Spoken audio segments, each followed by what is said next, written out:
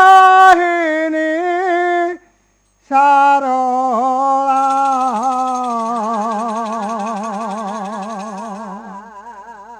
এ কবি কণ্ঠ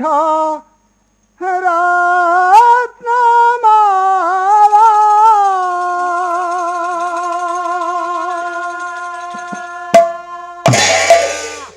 এ সিংহবাহিনী সারলা কবি কণ্ঠ রত্নমালা সিংহবাহিনী সারলা কবি কণ্ঠ রত্নমালা আগতে কেতে রূপধারী কেতে মাগতে কেতে রূপধারী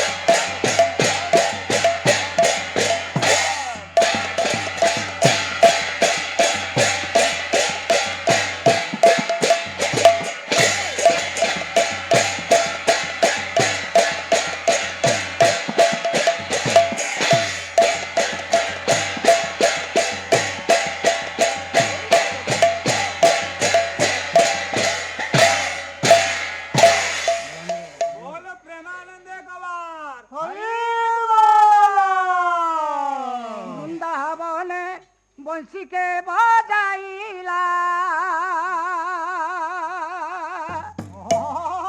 রাধা রাধা নাম রাইলা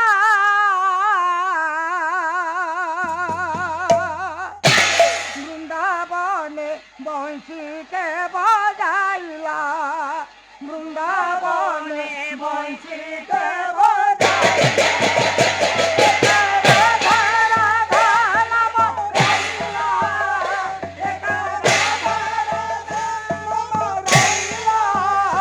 বৃন্দাবনে বংশীকে বাজাইলা বৃন্দাবনে বংশীকে বাজাইলা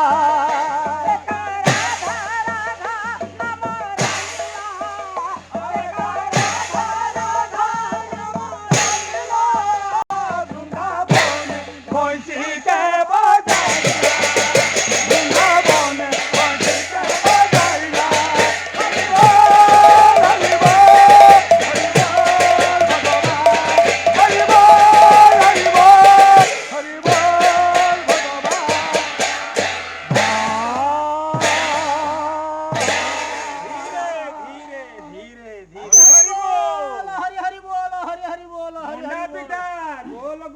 হরি যেতে খাইবু সেতে ভাল সেতে ভাল ଅଧିକ ଖାଇଲେ ବାପା ଠିପି ଖୋଲ ଠିପି ହେଲେ ମେଡିକାଲ ଚାଲ ମେଡିକାଲ ଏ ଲକ୍ଷ୍ମୀ ନାନୀ ପୁଅ ଭଗିଆ ଶଗଡ଼ ଉପରେ ବସିଛି ଆରେ ପାନ ଖିଲେ ଖିଲେ ଖାଉଛି ଆରେ ଲାଲ ଗାମୁଛା କାନ୍ଧରେ ପକେଇ କୀର୍ତ୍ତନ କରି ଯାଉଛି ମୋ ବୋଉଲ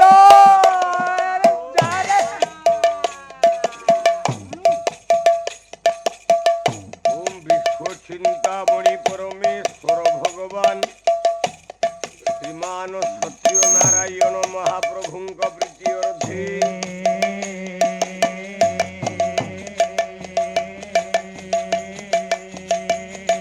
সর্বে ভুল পরম আনন্দে একবার হরে হরে बोला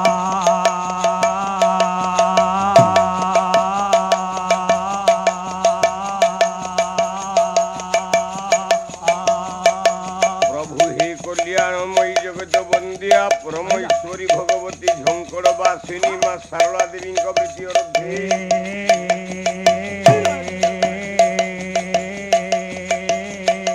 মা বন দুর্গা দেবীঙ্ক প্রীতি অর্থে সর্বে বহুল আনন্দে একবার হরে হরে बोला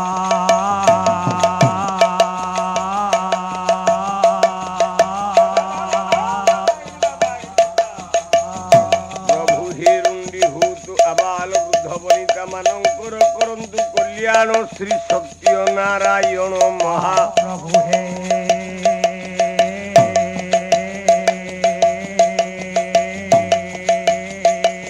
ଯଜମାନ ମହୋଦୟଙ୍କର ଅଦ୍ୟ ମାନସିକ ପାଲା ଉଦ୍ୟୋଗତା ସନ୍ତାନର ମଙ୍ଗଳ ବିଧାନମସ୍ତୁ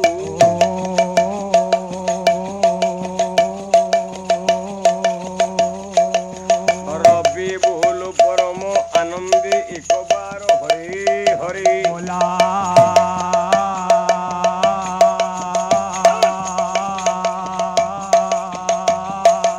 ওম জগদানন্দ কন্দায়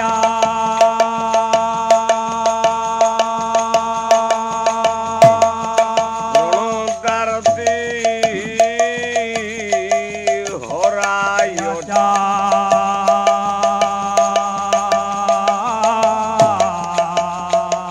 নীলাচল নিবাসায়ং জগন্নাথায়তে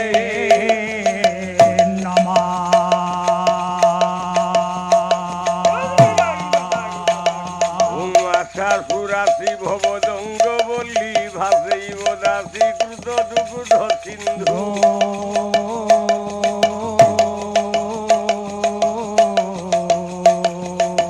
মন্দ স্মৃতির নিন্দিত শারদেন্দু বন্দে রবীন্দ্রাসন সুন্দরী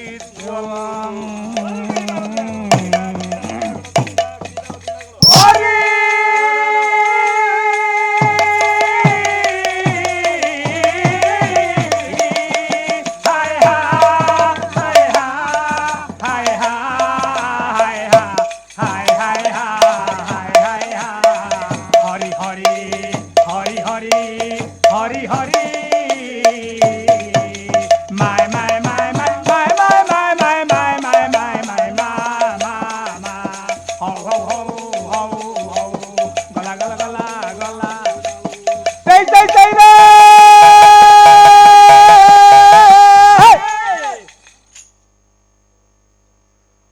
ভোলা অখিল ব্রহ্মাণ্ড কর্তা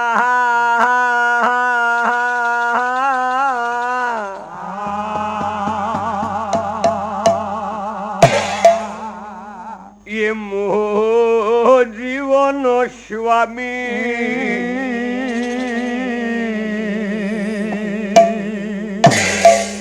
গতি আউ নাহি পাই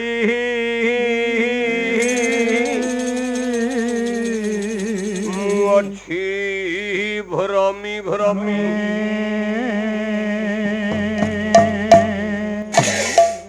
ମୋତେ ଦିଅ ତବ ପ୍ରେମ মতে দিয়া তব প্রেম সর্ব অন্তর্যামী নাথ পুরুষ মতে দিয়া তব প্রেম মতে দিয়া তব প্রেম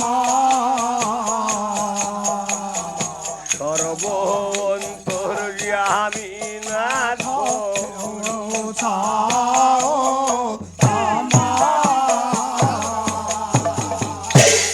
যাহা মুখর অন্তর বাহ্যরে রহিয়া রে রহি সবু দেখু অন্তর বাহ্য রে ভাই লুচি পড়াইবি কাহি লুচি পড়াইবি কাহে তেণে গলে তেণে প্রভু থাও তু মে যাই লুচি পড়াইবি কাহি লুচি পড়াইবি কাহি যেনে গলে তেনে তুমি মে রহি মুহিত আকাশ তুম্ভে ভুলাও পবন তুমি বোলা পবন মুহিত কেশরী তুম্ভে অঠম বন বদন থিলে কেশরী পনে নথিলে কেশরী বংশী কি পারিব গো মরুদ বিহারি বনে নথিলে কেশরী বনে নথিলে কেশরী বংশী কি পারিব গো মরুদ বিহারি যাহা ধিলা বাকি তোতে বহু দেলি টেকি আউ সবু তেলি টেকি নবঘন দেখি কিম্বা নাচিব কেকি ভাগ্য বিধাতা তু মোর ভাগ্য বিধাতা তু মোর অভিরাম শ্যাম গাম বিভাগামী ভাগ্য বিধাতা তু মোর ভাগ্য বিধাতা তু মোর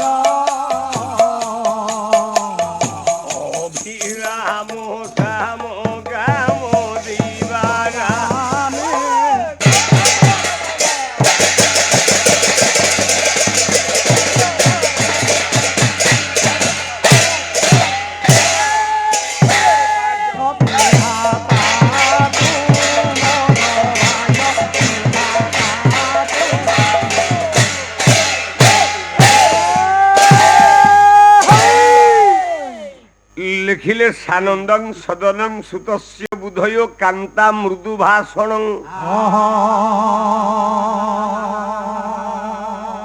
স্বেচ্ছাপূর্ণ ধন সজোষিতিরতি রাজ্ঞাং করাহাবেষ্টতা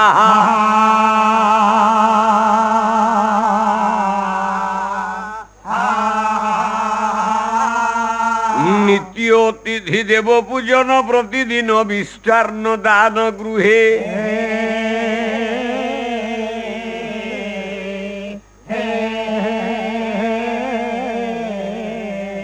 সাধু সঙ্গম উপাসদি হরিকথা ধন্য গৃহস্থাশ্রম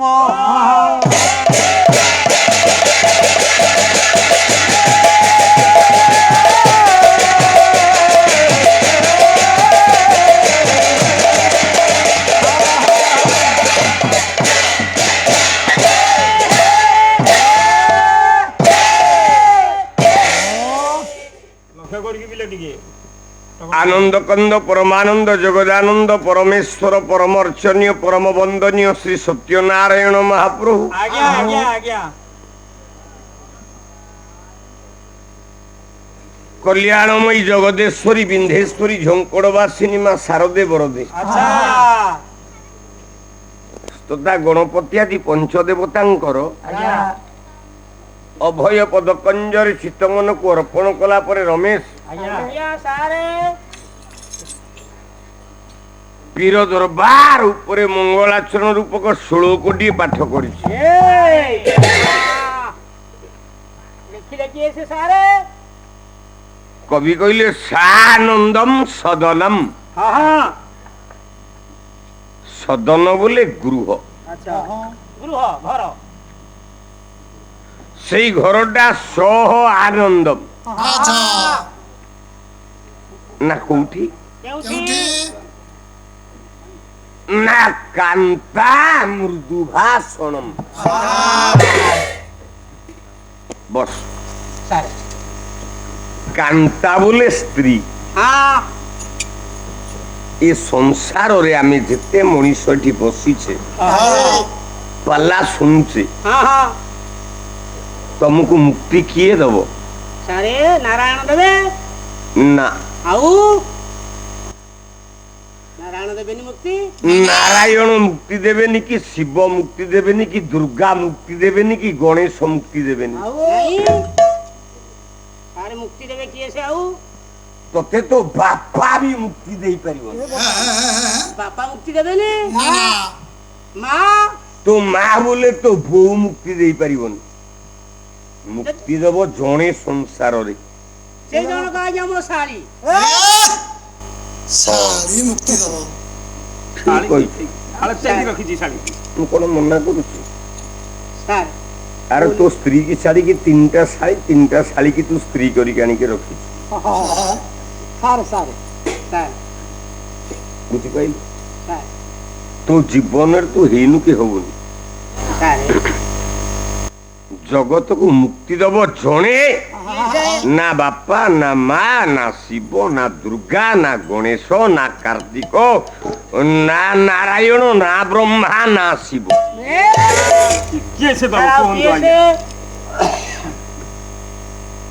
ଆପଣ କବିଟା ଗୋଟେ ଗାଲୁଆ ଗାୟକ ହେଇଥିବ ଯାହା କହିବି ସତ କହିବି ଯାହାକୁ ଗଙ୍ଗାଧର ମେହେର ତପସ୍ୱିନୀ କାବ୍ୟରେ କହିଲେ କଣ କହିଲେ ସତ୍ୟଟା ଆସିଯାଉ ମୁକ୍ତି କିଏ ଦିଏ କିଏ ଦେବ ବୋଇଲା କାନ୍ତା ବିନା କାନ୍ତ ପ୍ରାଣ ସ୍ୱଭାବେ ବିକଳ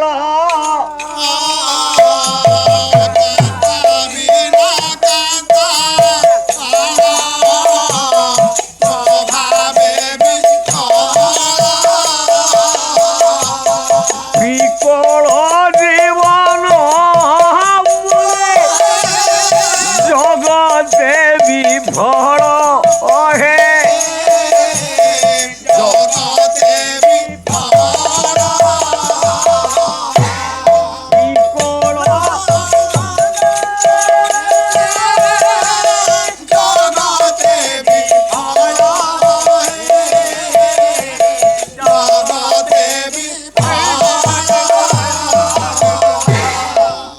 সুধায়ে জীব দেবে সংসার সাগরে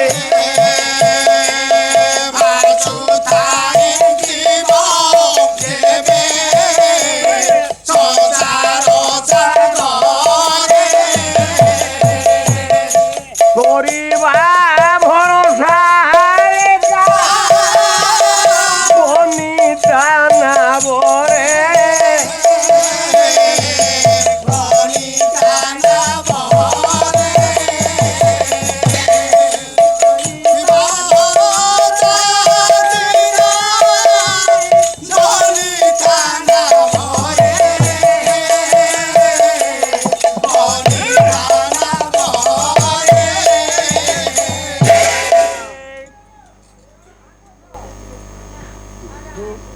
জগতরে মুক্তি দিয়ে জনে আজ্ঞা ସେ ଜଣକ କିଏ ସେ ସାରେ আপনি কি জিতিকি বসিকি পালা শুনছুন ହଁ সে মুক্তি দেলা গলা ହଁ আপনার স্ত্রী ସ୍ତ୍ରୀ ମୁକ୍ତି ହବ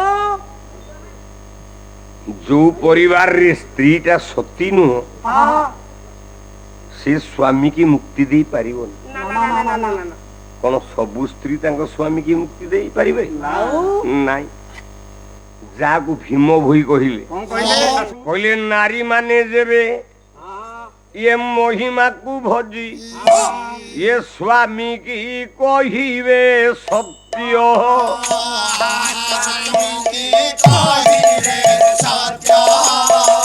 আহা স্বামী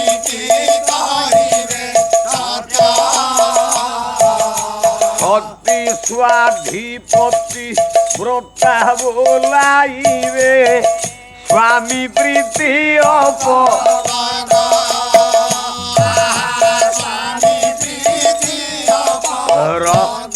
ହଁ କୁଟି ଗଲାରେ ପୁଅ ହଁ ଯୋଉ ପରିବାରରେ ନାରୀ ହଁ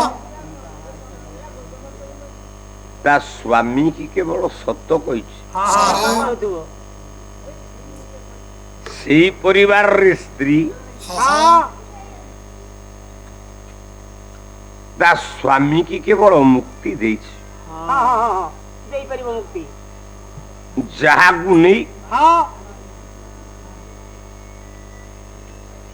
ମୁଁ ଆଜି ଗୋଟାଏ ନାରୀର ଚରିତ୍ର ଆପଣ ମାନଙ୍କ ଆଗରେ କହିବି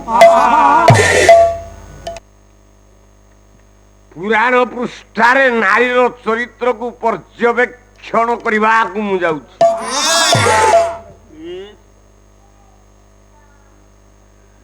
ନାରୀ ଯୋଉଠି ଭୁଲ ହେଇଯାଏ ପରିବାରଟା ଭୁଲ ହେଇଯାଏ ଭୁଲ ହେବ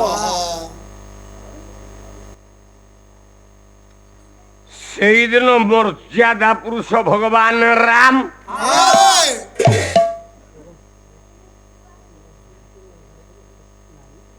ରାବଣକୁ ବଦ୍ଧ କରି ଫେରି ଆସିଛନ୍ତି ସରଜୁ ନଦୀ କୂଳକୁ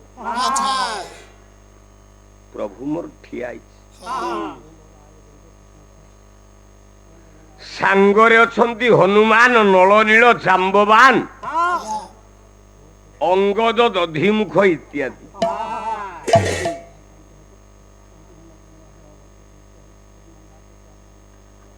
ଭଗବାନ ରାମ ଡାକିଲେ ହନୁମାନଙ୍କୁ କହିଲେ ଆରେ ହନୁମାନ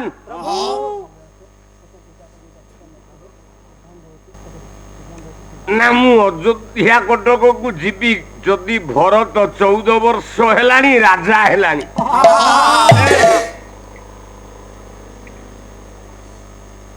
ସେ ଯଦି ମନା କରିଦବ ମୋର ଆଉ ଅଯୋଧ୍ୟାକୁ ଯିବାର ଅଧିକାର ନାହିଁ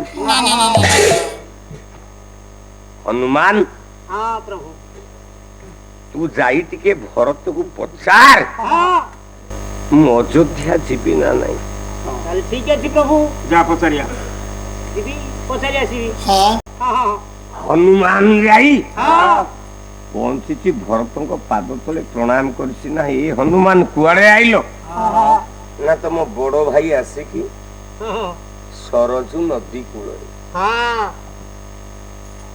ସିଏ ଅଯୋଧ୍ୟାକୁ ଆସିବେ ହଁ କି ନାହିଁ ନା ନାଇଁ ହଁ ପଡିଗଲା ଭରତ ପାଦ ତଳେ। କହିଲା ଜୀବନରେ ଆଉ କଣ ଅଛି ମୁଁ ନେବି? କଣ ଅଛି? ରାମାୟଣ ସରୋବର ସୁଖୁମ ନେତ୍ରେ ଅନା କି ମନୋହର ମୋ ମନ ବାଇରେ।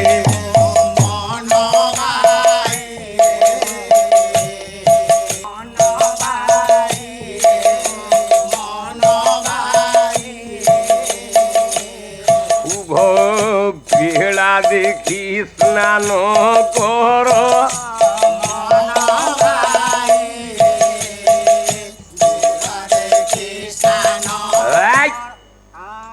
সরজ নদী কূଳରେ ভরত ଜାଣିଦେଲା ମୋ ଭାଇ ଆସିଛି। ବାଟ ଯାକ ଦଣ୍ଡବତ ପ୍ରଣାମ କରି କରି ପହଞ୍ଚିଲା ଭଗବାନ ରାମଙ୍କ ପାଖରେ। ରାମଙ୍କ ପାଖରେ ଏ ବାପା ମାନେ ରାମକୁ ନେଇ ସାଙ୍ଗରେ ଆସିଛି ଭରତ। ରାମାୟଣର ରାଜସିଂହାସନ ଉପରେ ପଡିଛି 7ଟା ପାହାଚ। ସିଂହାସନକୁ ଯିବାକୁ 7ଟା ପାହାଚ ପଡିଛି। ଆଉ ଏ 7ଟା ପାହାଚ ଡେଇଁ ସାରିଲା ପରେ ରାମ ହବ ରାଜା। ପ୍ରଥମ ପାହାଚରେ ପ୍ରଭୁ ପାଦ ଦେଇଛି। ନେପଥ୍ୟରୁ ହାତରେ ବିଷ ପାତ୍ର ଧରି ବିଷ ଖାଇ ମରିବା ପାଇଁ ଗୋଟେ ମା ବସିଛି।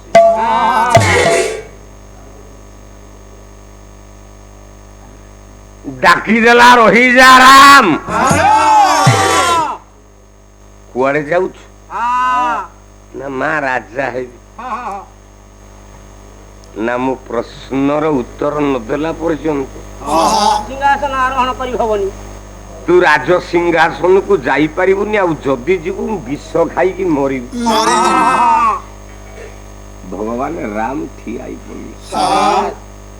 କହିଲେ କଣ ପଚାରୁଛୁ ମା? ପଚାର। ମା ଜଣକୁ ପଚାରିଲା ରାମକୁ। ସେଦିନ ମୋ ପ୍ରାଣ ଘଡ଼ି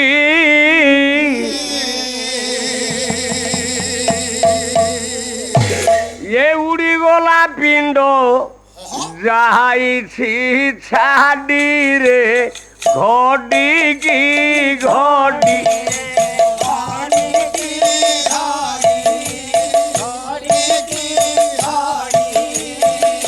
କାନ୍ଦେ ନୟନେ ପଡ଼ି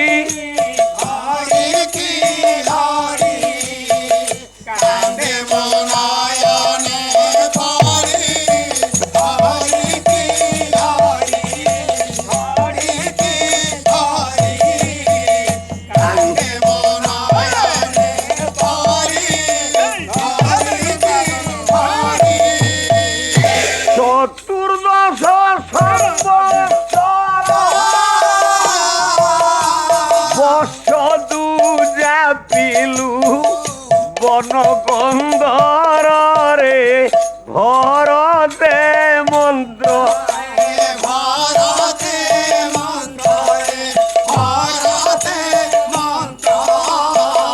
ମନ୍ତ୍ରଣା ମାନାହି ତାର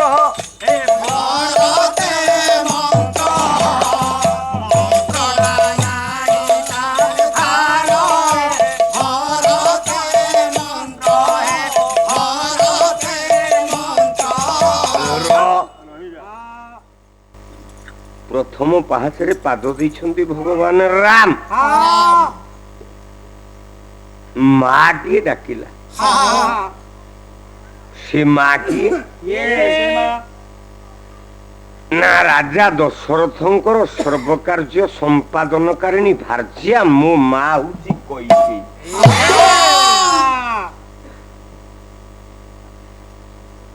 ରାମ ଯେତେବେଳେ ବନକୁ ଯିବାକୁ ବାହାରିଲେ ରାମକୁ ବନକୁ ପଠେଇବାର ଦାୟୀ କିଏ କହିପାରିବ?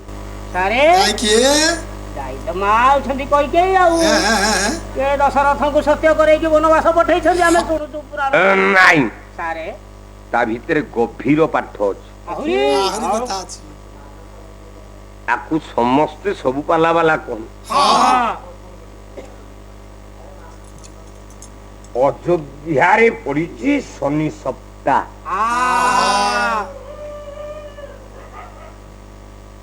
ଏ ଶନି ସପ୍ତାହରେ ଯିଏ ଅଯୋଧ୍ୟାରେ ରାଜା ହବ ସେ ମରିବ। ମରିବ ମରିବ ମରିବ ମରିବ ଏତେ ହିଁ ସିଂହାସନ ଆରୋହଣ କରିବ ମରିବ। ମୁଁ କହୁନି, ଆଉ କବି ସମ୍ରାଟ ଉପେନ୍ଦ୍ର ଭଞ୍ଜ କହିଲେ ଯିଏ ରାଜା ହବ ସେଟା ମରିବ। ମରିବ କେମିତି? କେମିତି? ଦେଖିବା ବୃହସ୍ପତି ରାଶି ଅଷ୍ଟମେ ବିଳସୀ ନୃପତି ହୋଇବେ କାହିଁ। ନୃପତି ହୋଇବେ କାହିଁ ନୃପତି ହୋଇବେ କାହିଁ ବୃହସ୍ପତି ରାମଙ୍କର ହଉଛି ତୁଳା ରାଶି। ତୁଳା ରାଶିର ଅଷ୍ଟମ ହଉଛି ଜନ୍ମ ବୃହସ୍ପତି।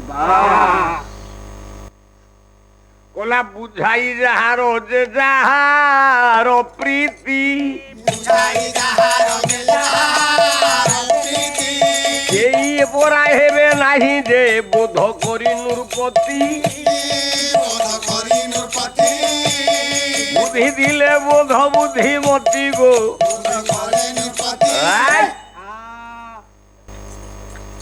ରାମର ଜନ୍ମ ବୃହସ୍ପତି, ରାଜା ହେଲେ ମରିବେ। ଜନ୍ମ ଶନି ପଡିଛି। କଣ କରାଯିବ? କୈକେୟୀ ମନେ ମନେ ବିଚାର କରୁଛି କଣ ହବ। କେମିତି କଣ ସିଂହାସନରେ କିଏ ବସିବ? ଆଚ୍ଛା କେମିତି କଣ ହବ?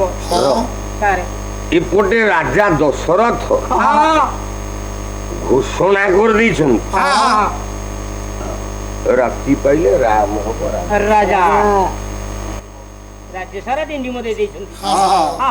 ଯେମିତି ଓଡିଶାରେ କିଏ କହୁଥିଲା ଧର୍ମେନ୍ଦ୍ର ପ୍ରଧାନ ହବ ମୁଖ୍ୟମନ୍ତ୍ରୀ,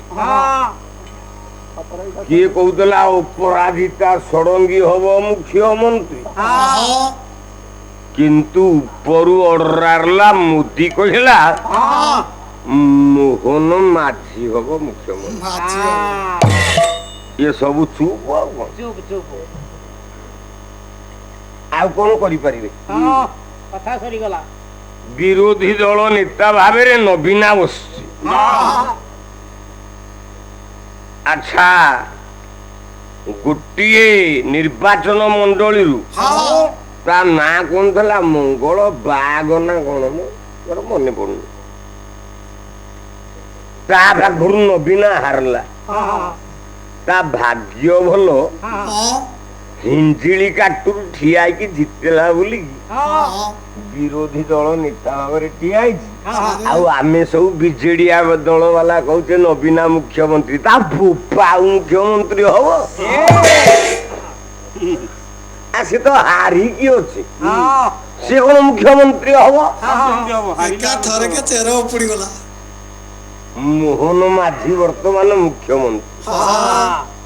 ତେଣୁ ମୋଦି ଯାହାକୁ କହିଲା ସିଏ ମୁଖ୍ୟମନ୍ତ୍ରୀ ହେଲା। ରାଜା ଦଶରଥ ବିଚାର କଲା, ରାଜା ଦଶରଥ ହଉଛି ମୋଦି ଆଉ କଣ। ସେ ବିଚାର କଲା ମୋହନ ମାଝୀ କି ମୁଖ୍ୟମନ୍ତ୍ରୀ କରିବି। ମୋହନ ମାଝୀ କିଏ ନା ସିଏ ହଉଛି ରାମ। ମୁଁ ରାମକୁ ମୁଖ୍ୟମନ୍ତ୍ରୀ କରିବି। ସବୁ ପ୍ରସ୍ତୁତ ହେଇକି ସବୁ ତାଳି ମାଇଲେଣି ଆଉ କଣ। ରାମ ରାଜା ହେବେ ରାତ୍ର ପାଇଲେ ଆଉ। ରାମ ରାଜା ହବ। ଏପଟେ କବି ସମ୍ରାଟ ଭଞ୍ଜ ବୈଦେହୀଶ ବିଳାସରେ ଧାଡ଼ିଏ କହିଲେ, କଲା ବିପଣୀରେ ଶୁଣି ରାମ ରାଜା ବାଣୀ।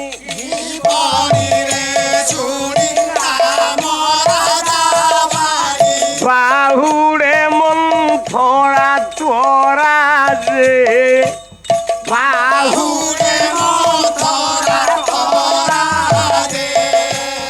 ଭାରି ଭରି ଅଛି ନୟନ ଯୁଗଳୁ।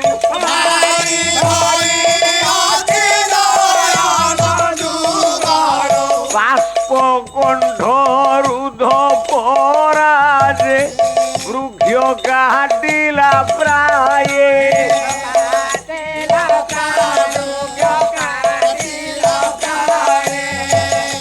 বিপদে তো দাও করতে হুয়ে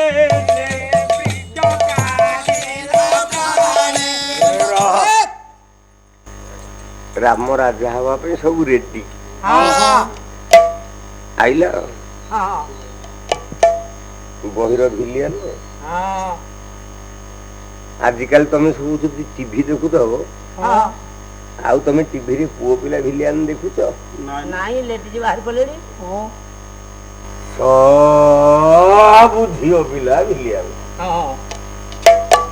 ରାମାୟଣରେ ପ୍ରଥମେ ଗୋଟେ ଝିଅ ପିଲା ଭିଲିଆନ ବାହାରିଲା ସେ କିଏ ଯାହାକୁ ଆପଣ ମାନଙ୍କର ଗାୟକ କେଶରୀ ଉଦୟନାଥ ରଥ ଶର୍ମା କହିଲା ମୁଣ୍ଡ ବୁଦ୍ଧି ଯେ ମନ୍ଥରା ଇଏ ମନ୍ଥି ଦେଲା ଅଯୋଧ୍ୟା ଗୋଟା ସାରା ମନୁଆ ବାଇ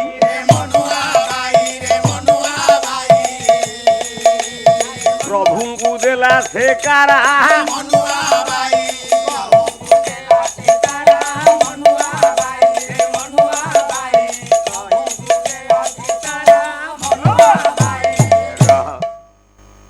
ଆଇଲା ଗୋଟେ ଭିଲିଆନ ତା ନାଁ କଣ ଆଜ୍ଞା ନା ମନ୍ଥରା ମନ୍ଥି ଦେଲା ଅଯୋଧ୍ୟା କଇକି ଆଗେ କହିଲା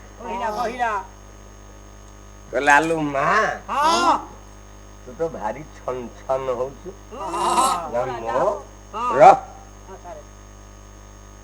ନା ହେବିନି ମୁଁ ବଡ ପୁଅ ରାଜା ହବ ନା ବଡ ପୁଅ ତୁ ପୁଅ ସିଏ ଆଉ ସିଏ ତ କୌଶଲ୍ୟା ପୁଅ ରାଜା ହବ ତା ମା ରାଜମାତା ହବ ତୁ କଣ ପାଇବୁ ହେଙ୍ଗୁ କଇକେଇ ଉତ୍ତର ଦେଲା କହିଲା ଆଲୋ ଇଏ ତ ବଡ ପୁଅ ରାଜା ହବ କଥା ରାଜା ହବ ମୋର ଆଉ କଣ କହିବାର ଅଛି ନା ବଡ ପୁଅ ଖାଲି ରାଜା ହବ ସାନ ପୁଅ ରାଜା ହେଇପାରିବନି ନା ସାନ ପୁଅ କେମିତି ରାଜା ହବ କେମିତି ରାଜା ହବ ବଡ ଥାଉ ଥାଉ ସେ ତ ବଡ ପୁଅ କହିଲା ଯଦି ମୁଁ ପ୍ରମାଣ ଦେବି ପ୍ରମାଣ ବଡ ପୁଅ ରାଜା ନ ହେଇକି ସାନ ପୁଅ ରାଜା ହେଇଛି ତାହେଲେ ତୁ ନିଜେ ଲବି କରିପାରିବୁ ତୋ ପୁଅ ରାଜା ହେବା ପାଇଁ ନା ଗୋଟିଏ ପ୍ରମାଣ ଦେଖିଆ ଦେଲୁ ସାନ ପୁଅ ଯଦି ରାଜା ହେଇଥିବ ମୁଁ କହିବି ମୋ ଭର୍ତ୍ତ ରାଜା ହବ ରାମ ରାଜା ହବନି କାଲି କହିଲୁ ଉତ୍ତର ଦେଲା କିଏ ନା ଆପଣ ମାନଙ୍କର ମନ୍ଥରା କବି ସମ୍ରାଟ ଉପେନ୍ଦ୍ର ଭଞ୍ଜ କଣ କହିଲା ଜାଣି କହିଲା ଦେଖ ସାନ ପୁଅ ରାଜା ହେଇଛି ନା ନାଇଁ ନହେଲେ ମୁଁ କାନଟା କାଟି ଦଉ ନା ବଳିଷ୍ଠ ଦେବତା ପୂର୍ବ ଦେବ କହିବ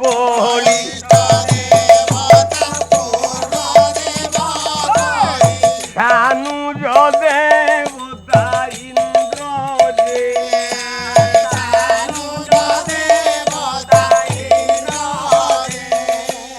বসাই যাহার যে যাহার প্রীতি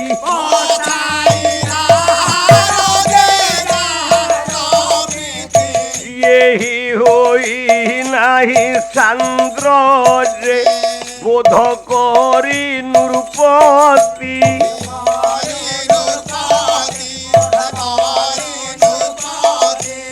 বুদ্ধি দিলে বোধবতী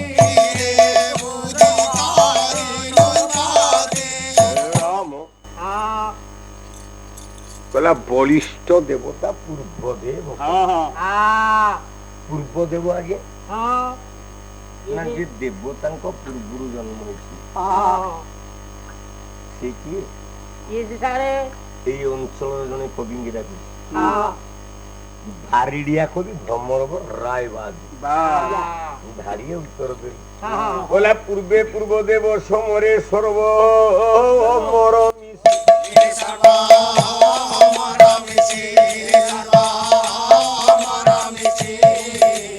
যুদ্ধে যেতে দৈত্য মানবু বধি হেলে সাহসী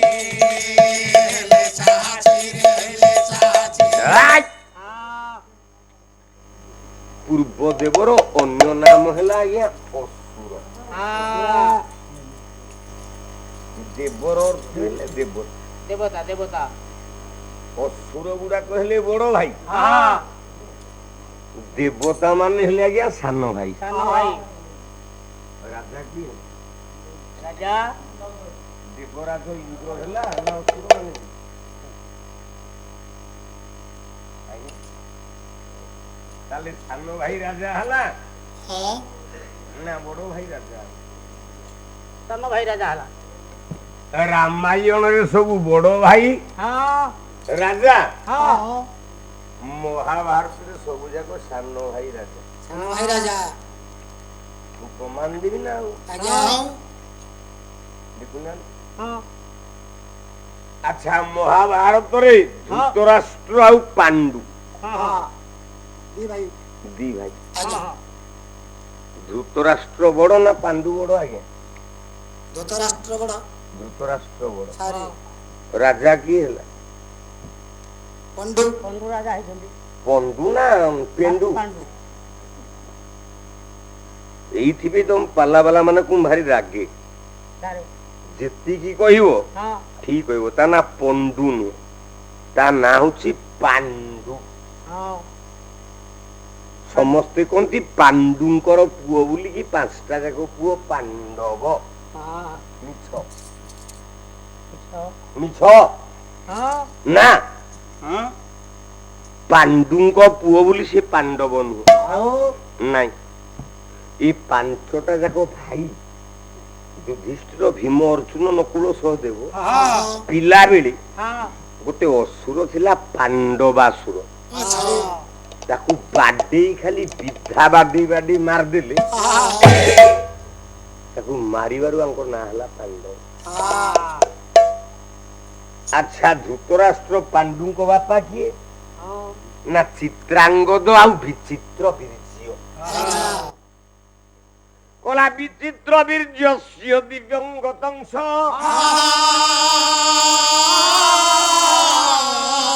ସହ ପିତୃରାଜ୍ୟ ପ୍ରତିପଦ୍ୟ ବାଲ୍ୟେ ପୁରୀ ମଯୋଧ୍ୟା ଧୃତରାଷ୍ଟ୍ର ଭଦ୍ରା ସହସ୍ତି ଶୋଭା ସୁଖ ମଧୁବାସ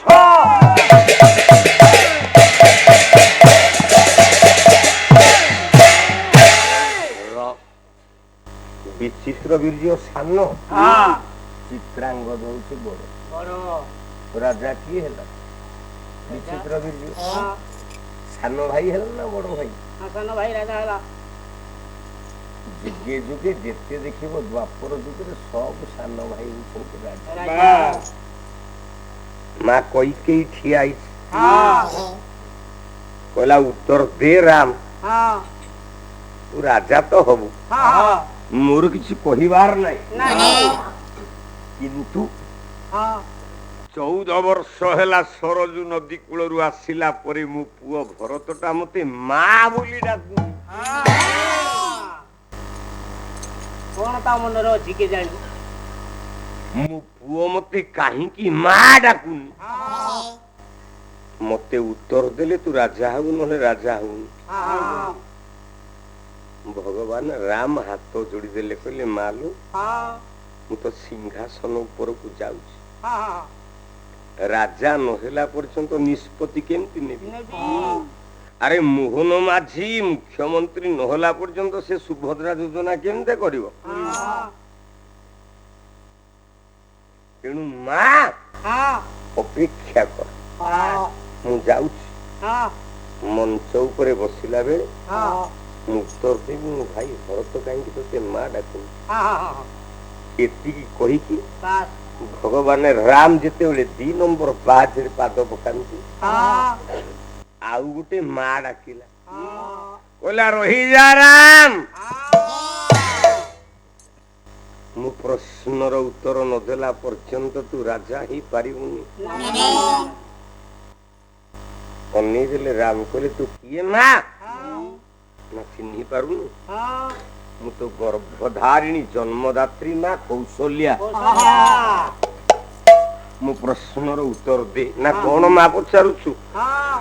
ନା ବନବାସ 6 ଦିନରେ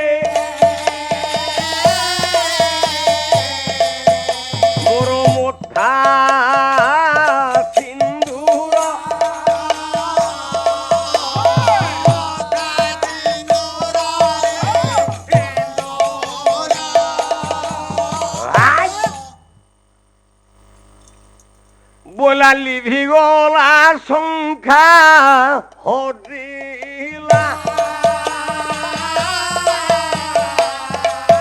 ହେଲା ଓ ମା ଅନ୍ଧାର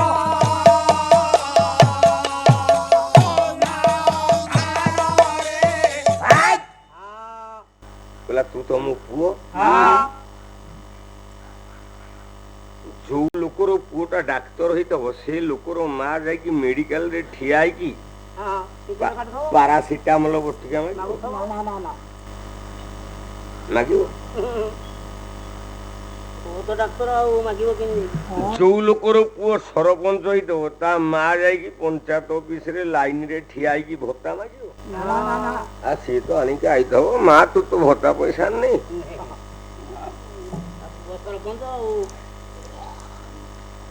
ତୁ ଭଗବାନ ଭଳିଆ ପୁଅକୁ ମୁଁ ଜନ୍ମ ଦେଇଛି କହ ରାମ ତୋ ମା ଟା କାହିଁକି ବିଧବା ହେଲା ତୋ ବାପା ଟା କାହିଁକି ମରିଗଲେ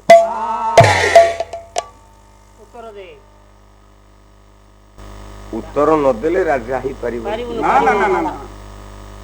ଭଗବାନ ରାମ କହିଲେ ତୁ ତ ଜନ୍ମ ଦେଇଛୁ ଗର୍ଭଧାରିଣୀ ମା ତତେ ପଛରେ କହିବିନି ଆଗରେ କହିଦଉଛି ମୋ ବାପା କାହିଁକି ମଲେ ଶୁଣ ଟିକେ ମା ନା ବନ୍ଧ ମୁନି ସୁତ କରିବାରୁ ହତ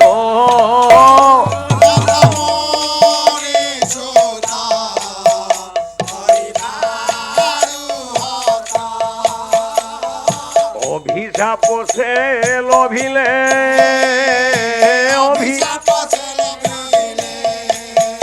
রাজা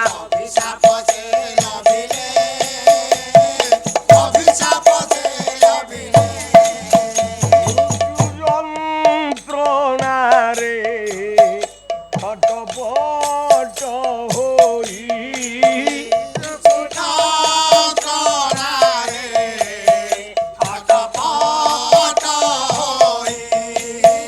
রাজা প্রাণ বিসর্জন কলে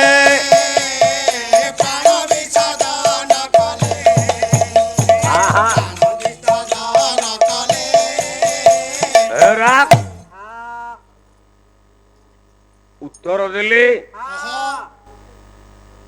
ভগবান রাম କହିଲେ ମା ମୁଁ ଜନ୍ମ ହେଇ ନଥିଲି ମୋ ବାପା ଅନ୍ଧକାରରେ ଶିକାର କରିବାକୁ ଯାଇଥାନ୍ତି କେମିତି ଶିକାର କରିବାକୁ ଗଲେ କହିଲା ସଗାଢ୍ୟ ବୁଦ୍ଧି ସ୍ତମ ସାପ କଣ୍ଢେ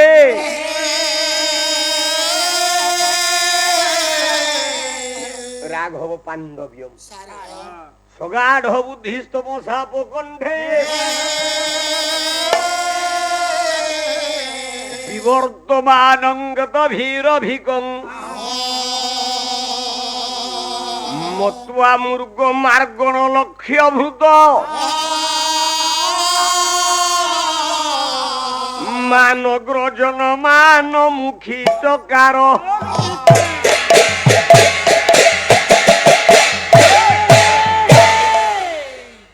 ମୋ ବାପା ମୁଁ ଜନ୍ମ ହେଇନଥିଲି ମା ଲୋ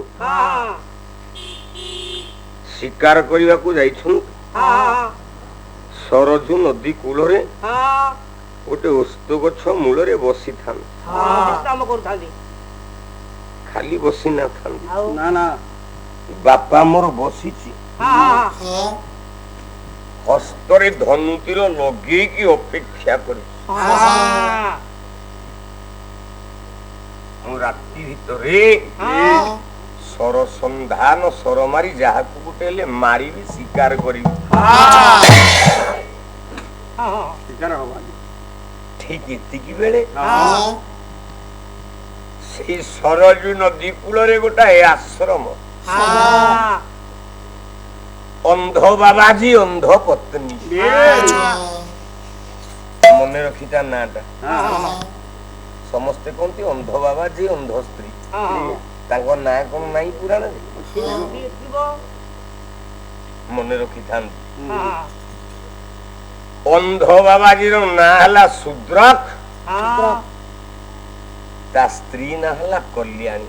କଲ୍ୟାଣୀ ହଁ ଅନ୍ଧ ଅନ୍ଧୁଣୀ ଅନ୍ଧ ବାବାଜୀ ଡାକିଲା ଗଲା, ରେ କଲ୍ୟାଣୀ ପ୍ରାଣନାଥ ମତେ ପ୍ରବଳ ତୃଷ୍ଣା ଭାରି ଶୋଷ ହଉଛି, ଟିକେ ପାଣି ଦିଅ ରେ।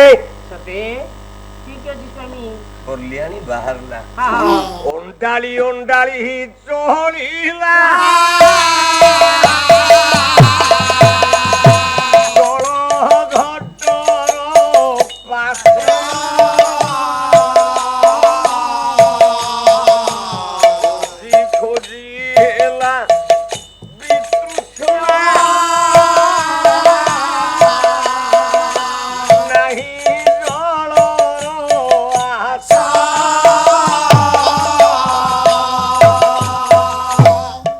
ଅଣ୍ଡାଳି ଅଣ୍ଡାଳି ସ୍ତ୍ରୀ ଖୋଜୁଛି ଖୋଜୁଛି ଖୋଜୁଛି ହଁ କୋଉଠି ଜଳ ଅଛି? ପାଣି ଟିକେ ମିଳିବ, ହଁ ମାଠିଆରେ ପାଣି ନାହିଁ। ନାଇଁ କହିଲା ସ୍ୱାମୀ ହଁ ଜଳ ନାହିଁ ସ୍ୱାମୀ।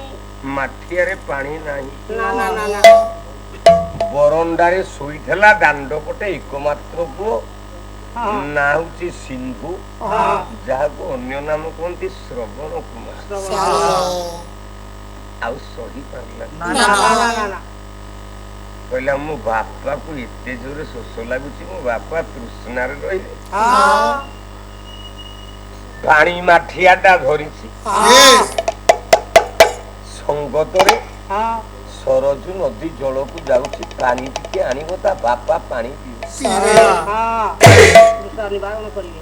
ଅନ୍ତରାତ୍ମାରେ ହଁ ପାଣି ମାଠିଆ ଧରି ଆନନ୍ଦରେ ଗଦଗଦ ହୋଇ ହଁ ଭଗବାନଙ୍କୁ ଡାକି ଡାକି ଡାକି ଡାକି ଯାଉଛି।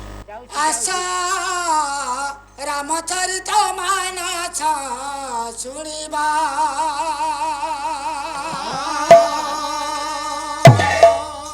ଆଶା ରାମଚରିତ ମାନସ ଶୁଣିବା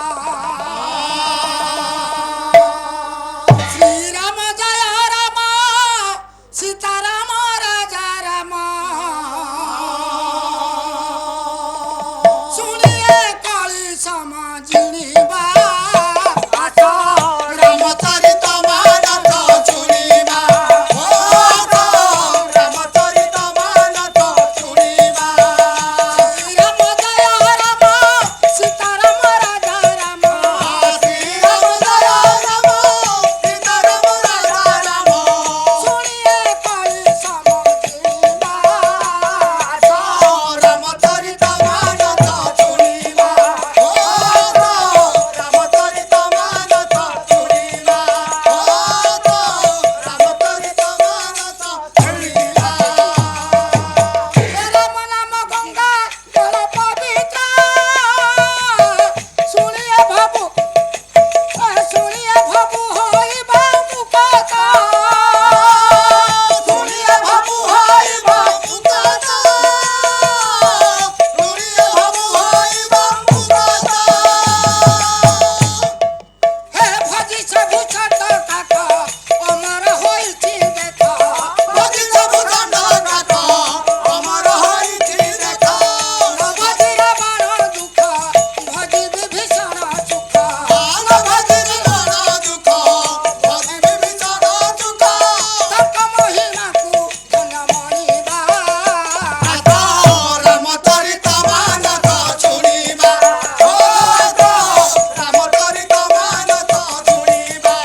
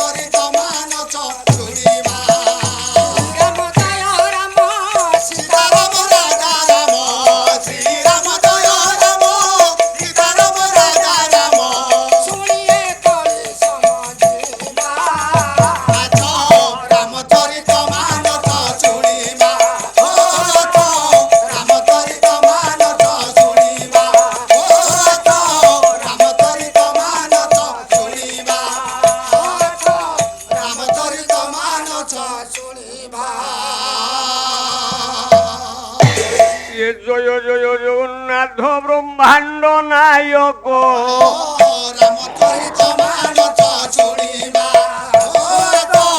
রামচরিত মানস শুনিবা চতুর্ধামূরতি হরি হে পঙ্কজ মুখ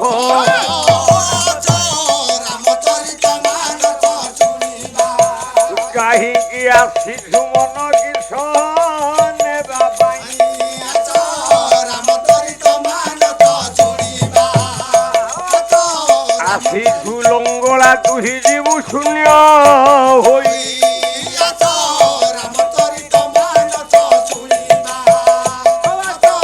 রামচরিত মানস শুনিবা মাটি ঘট পিঞ্জরিরে সুবর্ণর শুয়া রামচরিত মানস শুনিবা অঠা গাঠি লগাইছি ভাব বিনোদিয়া রামচরিত মানস শুনিবা ইয়ে কই মন আরে মোহ বল কর রামচরিত মানস শুনিবা তোরা শ্রীমুখ বারে দেখিবা চালো রামচরিত মানস শুনিবা খন্ডি যে খন্ডি তোর পিঞ্জরা গাঠি রামচরিত মানস শুনিবা আউলো ধীরে শ্বান শ্রুগেল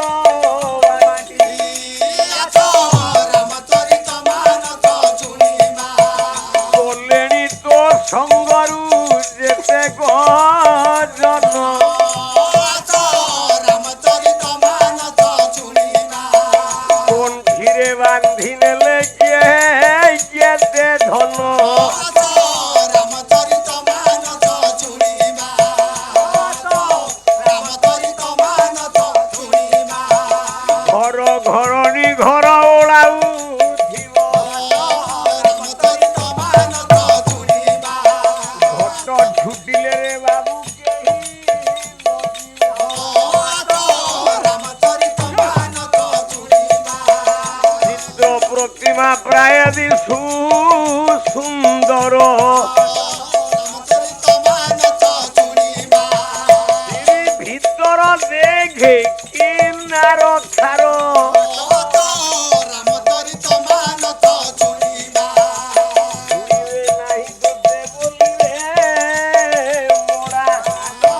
রামচরিত মানস শুনিবা অখণ্ড কাঠ হেব তো পাই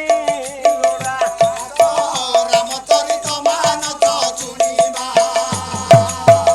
জীবনরে অর্জি অথু যেতে রামচরিত মানস শুনিবা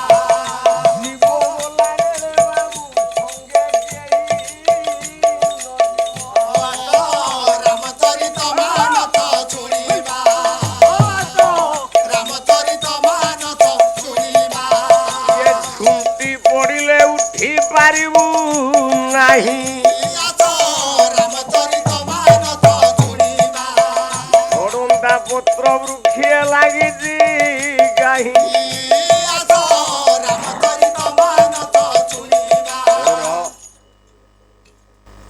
শ্রবণ কুমার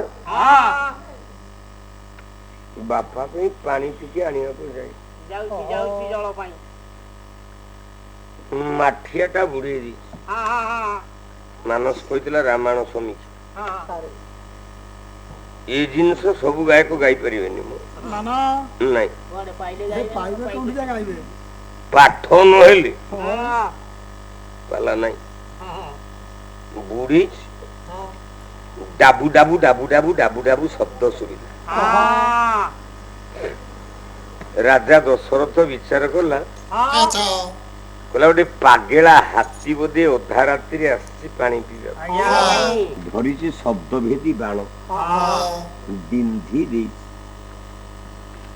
ବାଜିଗଲା ପାଣି ଭିତରେ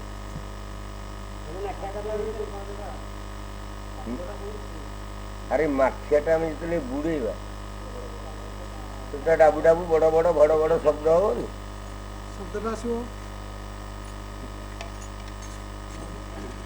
ହଁ ହଉ ସମସ୍ତେ କଣ ସବୁ ଜାଣିଛନ୍ତି ମୁଁ କଣ ଜଣେ ଗାୟକ ବୋଲି ମୁଁ କଣ ସବୁ ଜାଣିଛି ମୋର ବି କିଛି ଶିଖିବାର ଅଛି ତମ ମାନଙ୍କଠୁ ବି ମୋର ଶିଖିବାର ଅଛି ଯାହା ହଉ ପବିତ୍ରମୟ ଗାଁ ଇଏ ଜେନାପୁର ମୌଜା ଦି ଚାରି ଥର ଆସିକି ଗାଁରେ ପାଲା ଗାଇ ସାରିଲିଣି ଆଉ ଜୀବନରେ କଣ ନେବି ବଜେଇଛି ସ୍ୱର ବାଜି ଯାଇଛି ଛାତି ଗଳି ପଡିଛି ରାଜା ଦଶରଥ ଏ ଗଳି ପଡିଛି ଶ୍ରବଣ କୁମାର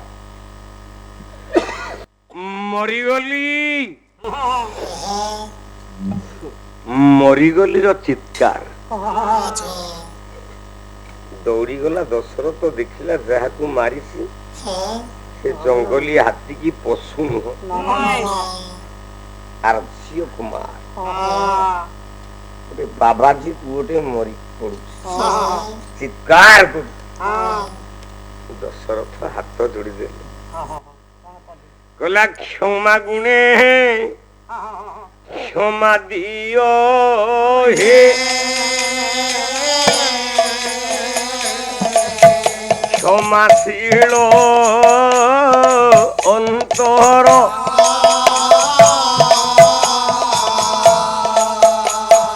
মারিলে জীবনে নুহন্তা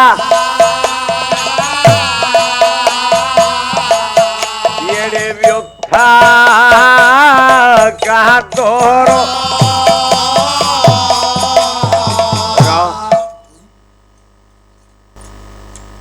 হাত ଯୋଡ଼ିଲେ ରାଜା ଦଶରଥ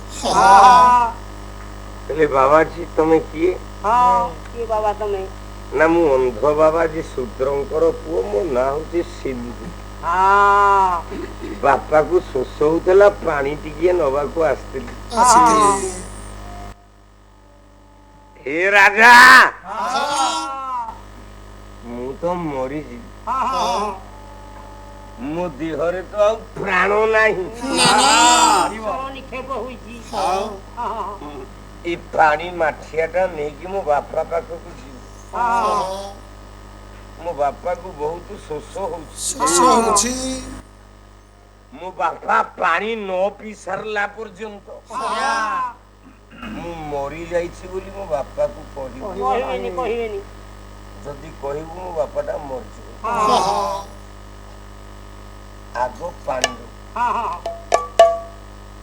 ଶ୍ରବଣ କୁମାର ଛାତିରୁ ସରଟାକୁ କାଢି ଦେଇଛି ରାଜା ଦଶରଥ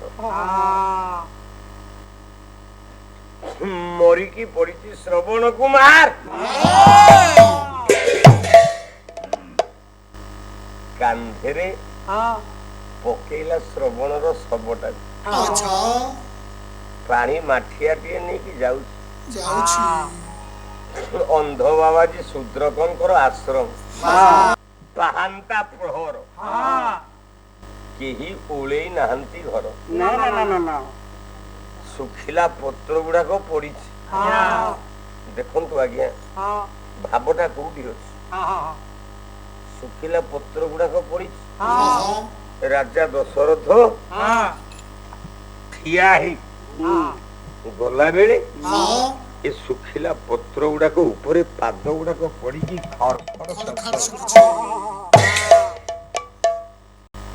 ଅନ୍ଧ ବାବାଜୀ ଭାବିଲା ମୋ ପୁଅ ବୋଧେ ପାଣି ଆଣିକି ଆସିଲା ମୋ ପୁଅ ଡାକିଲା ଗଲା ରେ ସିନ୍ଧୁ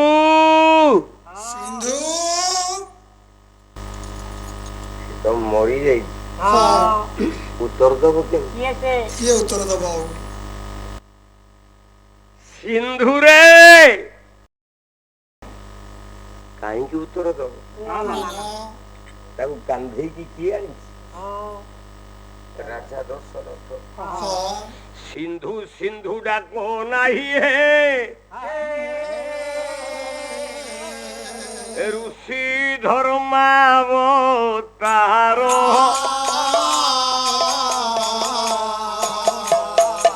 କୁମ୍ଭପୁତ୍ର ମାରିଛି ଅଜରାଜ କୁମାର ଏ ବାବାଜୀ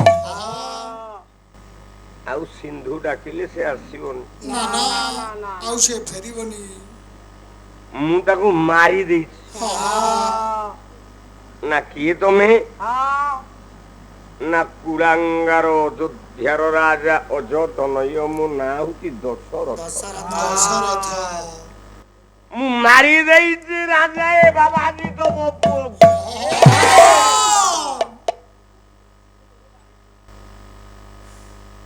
ଏଡେ ବଡ ଅନ୍ୟାୟ କଲୁ। କଣ କଲୁ?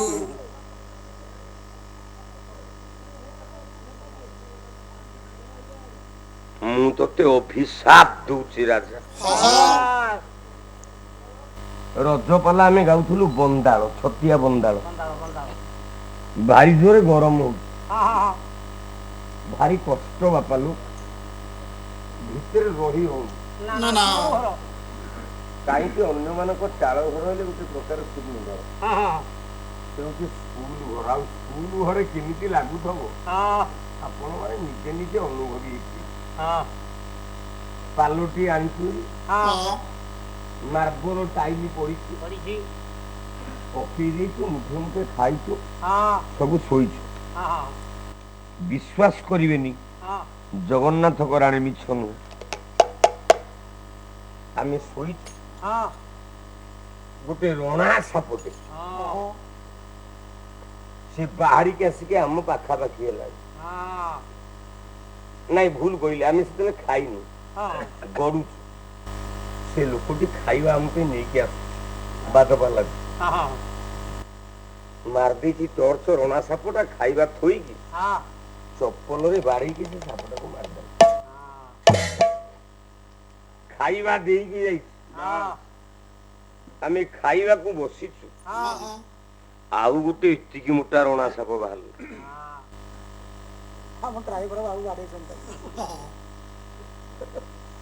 ଏଇଠି ବସିଛି ମୋ ଡ୍ରାଇଭର, ତାକୁ ବାଡେଇକି ମାଇଲା। ଖାଇସାରିକି ଧୋଇ ହେଇକି ବସିଛୁ, ଡର ଲାଗିଲାଣି, ଆଉ ତ ସେଠି ଶୋଇ ହବନି, ମଣିଷର ଭୟ ନାହିଁ ଆଜ୍ଞା। ଆମେ ସ୍କୁଲ ବରଣ୍ଡା ଉପରେ ସପ ପକେଇକି ଫ୍ୟାନ ଦେଇକି ଶୋଇଛୁ, ଆଉ ଦିଟା ରଣା ସାପ ଆଇଲେ।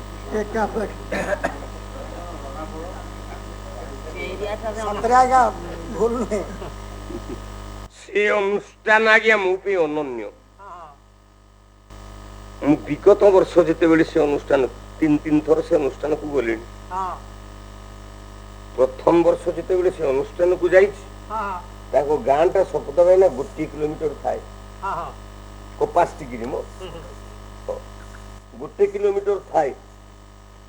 ଆମେ ଗଲା ବେଳେ ଗୋଟେ ଗୁଖର ନାଗ ସାପଟେ ଫଣା ଟିକିକି ଠିଆ ହେଲା ସେଇ ଗାଁ। ଡ୍ରାଇଭର କହିଲା ଦାଦା, ମୁଁ କହିଲି କଣ ନା ଚଢେଇ ଦେବି। ମୁଁ କହିଲି ଚୁପ, ତୁ ଉପାଧି ହେଇକି ଚଢେଇ ଦେଲି। ଠିଆଇକି ମୁଣ୍ଡିଆ ଆମର ସେ ଯାଉ 1 କିଲୋମିଟର ଅଛି ଅନୁଷ୍ଠାନ ଆଜ୍ଞା। ଏମିତି କୋଉ କଳାକାର ଜୀବନରେ ସହଜ ମିଳି ନଥିବ। ସାପ ଚାଲିଗଲା, ଆମେ ଚାଲିଗଲୁ। ପାଲା ଗାଉଛୁ ପେଣ୍ଡାଲ ଉପରେ ଗୋଟେ ବର ଗଛ ମୂଳ, କପାସ ଟିକିଟା ଆପଣ ଦେଖିଦେବେ। ପେଣ୍ଡାଲ ଉପରେ ପାଲା, ସେଇ ନାଗ ସାପ ବର ଗଛ ଉପରେ ଅଛି। ମୁଁ ପାଲା ଗାଇଲିଣି 2 ଘଣ୍ଟା ଖଣ୍ଡେ, ନାଗ ସାପ ଓହ୍ଲେଇଲା। ମୁଁ ଏମିତି ଠିଆ ହେଇଛି, ପାଲା ଗାଉଛି, ମୋ 2ଟା ଯାକ ପାଦକୁ ଗୁଡେଇ ହେଇଗଲା, ଫଣା ଟେକିକି ଏମିତି ରହିଲା। ନାଇଁ ଆଘାତ କରିନି, ସେତେବେଳକୁ ମୋ ଦେହରେ ଆଉ ଜୀବନ ନାହିଁ। ଆପଣ ନିଜେ କହୁନାହାନ୍ତି, ଜଣେ ବଞ୍ଚିବ ଆଜ୍ଞା, ତା ହାର୍ଟ ଚୋକ୍ ହେଇଯିବନି। ମୋ ଗୋଡରେ ଏମିତି ଗୁଡେଇ ହେଇକି ଫଣାଟା ଟେକିକି ଏମିତି ରହିଲା। ସବୁ ଲୋକ ହଜାର ହଜାର ଉଠିଗଲେ। କିଏ କହୁଛି ବାଡେଇ ଦବା, କିଏ କହୁଛି ମାରିଦବା। ମୁଁ କହିଲି ରହ, ମୋ ଦେହରେ ସେ 10 ମିନିଟ୍ ହେଲା ଗୁଡି ହେଇକି ରହିଲାଣି, କାହିଁ ମତେ ସେ ତ ଚୋଟ ମାରୁନି, ତମେ ତାକୁ କାହିଁକି ମାରିବ? ସେ ଜୀବକୁ କାହିଁକି ବଧ କରିବ? ଟିକେ ରହ। ଲୋକ ଗୁଡାକ ହୋ ହୋ ହେଲା ପରେ 15 ମିନିଟ୍ ପରେ ସାପଟି ଆଜ୍ଞା, ନାଗ ସାପଟି ମୋ ଗୋଡରୁ ଖସିକି ପଳେଇଲା। ଲୋକ ଗୁଡାକ ଆସିକି ମତେ କୁଣ୍ଢେଇ ପକେଇଲେ, କହିଲେ ହୋତା ସାର୍ ଆପଣ ଧନ୍ୟବାଦ କିଛି ହେଇନି ଆପଣଙ୍କର। ମୁଁ କିନ୍ତୁ ଗଲା ବେଳକୁ ସେଠି କୁଡ଼ି ଆୟୁଷ୍ମାନ ଭବ। ହଁ ମୁଁ ଧନ ମୁଁ ଯେମିତି ବର୍ଷା ଘରକୁ ଯାଇଛି ବର୍ଷା ଘରକୁ ଯିବାକୁ ଆଉ 20 ମିନିଟ୍ ଡେରି ହେଇଗଲା। ଗଲା ବେଳକୁ ଆମ ବର୍ଷା ଘରରେ ଶପଥ ହୁଏନା ଗୋଟେ କାନ୍ଥ ଆଉ ନାହିଁ। ଗୋଟେ କାନ୍ଥଟେ ଭାଙ୍ଗିକି ଆମ ଡ୍ରେସ ଉପରେ ସବୁ ବ୍ୟାଗ ଉପରେ ପଡିଛି ମାଙ୍କଡା ପଥରା। ଆମେ ଯେତେବେଳେ ସେ ଘର ବୁଢୀକି ପଚାରିଲୁ କହିଲୁ ମା କଣ ହେଇଛି ଏମିତି କଣ କାନ୍ଥ ଭାଙ୍ଗି ଯାଇଛି? କହିଲା ପୁଅ ତମ ଭାଗ୍ୟ ଭଲ। ଏଇ ପଟ ଦେଇକି ଗୋଟେ ହାତୀ ଯାଉଥିଲା ହାତୀ ତା ପିଚାରେ ଏମିତି ମାରିଦେଲା ଯେ କାନ୍ଥଟା ଭାଙ୍ଗିଗଲା। ଦେଖନ୍ତୁ ଆଜ୍ଞା ମୁଁ ଯଦି 20 ମିନିଟ୍ ପୂର୍ବରୁ ମୋ ବର୍ଷା ଘରକୁ ଯାଇଥାନ୍ତି ଆମେ ସମ୍ପଦ ଭାଇନା ବଞ୍ଚିଥାନ୍ତୁ ସବୁ ମରି ଯାଇଥାନ୍ତୁ। ଆମକୁ ବଞ୍ଚେଇଲା କି ସେଇ ନାଗ ସାପ ବଞ୍ଚେଇ ସେଇ ନାଗ ସାପ ଯୋଗୁ ଆମର ଜୀବନଟି ରହିଲା।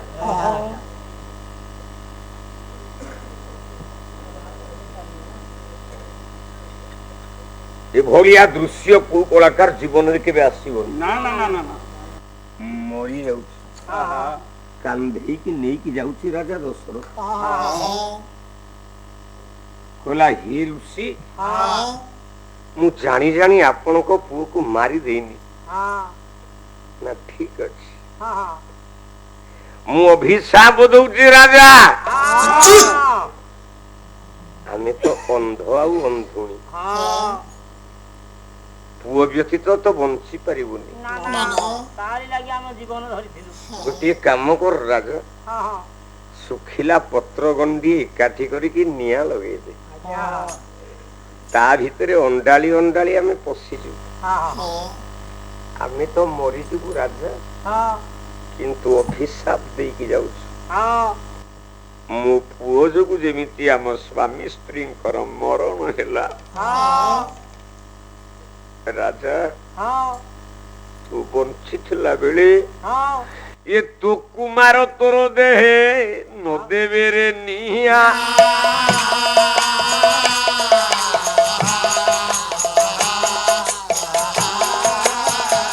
ପାଣି ଟୋପେ ଦେବେ ନାହିଁ ଲାଗିବ ଛାନିଆ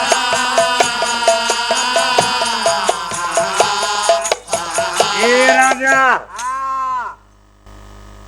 ଅଭିଶାପ ଦେଇକି ମରୁଛି ତୁ ମଲା ବେଳେ ତୋ ପୁଅ ତୋ ପାଖରେ ନଥିବ ରେ ଦଶରଥ ତତେ ପାଣି ଟୋପାଇ ଦେବେନି। 3 ନମ୍ବର ପାହାଚରେ ଆଉ ଗୋଟେ ମା ପଚାରିଲା କଣ କହିଲା କହିଲା ପୁହି ଦେବେ ପରମ ବ୍ରହ୍ମ ସର୍ବରୁଦେ ସନାତନ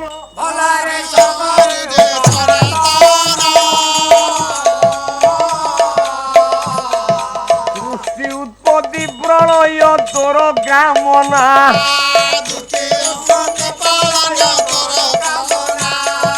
ପଚାରୁ ଅଛି ମୁଁ ତୋତେ କହିକି ପାରିବୁ ମୋତେ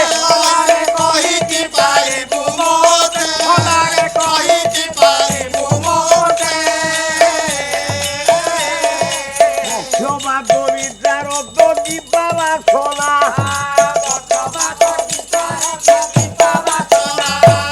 ଲକ୍ଷ୍ମଣର ଶକ୍ତି ଘାତରେ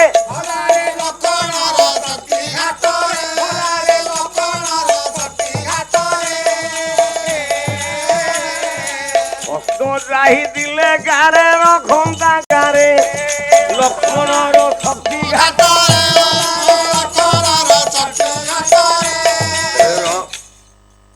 3 ନମ୍ବର ପାହାଚରେ ଗୋଟେ ମା ଏମିତି ବସି ପଇଲା କହିଲା ଉତ୍ତର ତେରା ତୁ ଏଡେ ବେଇମାନ ତୁ ଯେତେବେଳେ ବନକୁ ଗଲୁ ମୁଁ ମୋ ପୁଅ ଲକ୍ଷ୍ମଣକୁ ତୁ ସାଙ୍ଗରେ ପଠେଇଛି ଯା ଭାଇ ଭାଉଜଙ୍କର ସେବା କରିବୁ ମୋ ପୁଅ ତୋର ସେବା କଲା କିନ୍ତୁ ରାବଣ ହଁ ଯୋଉଦିନ ଶକ୍ତି ଭେଦ କଲା ମୋ ପୁଅ କରୁନଥିଲା ତୋତେ କରୁଥିଲା। ମୋ ପୁଅ ଡେଇଁକି ଆସିକି ଆଗରେ ଠିଆ ହେଇକି ଛାତି ଦେଖି ମୋ ପୁଅକୁ ମୁଁ କଣ କହିଥିଲି? କବି ସମ୍ରାଟ ଭଞ୍ଜ ବୋଇଲେ ସୁମିତ୍ରେ ପୁତ୍ରେ ସେ ବିଧିବୁ ଶ୍ରୀରାମ ମାନସ ଘେନି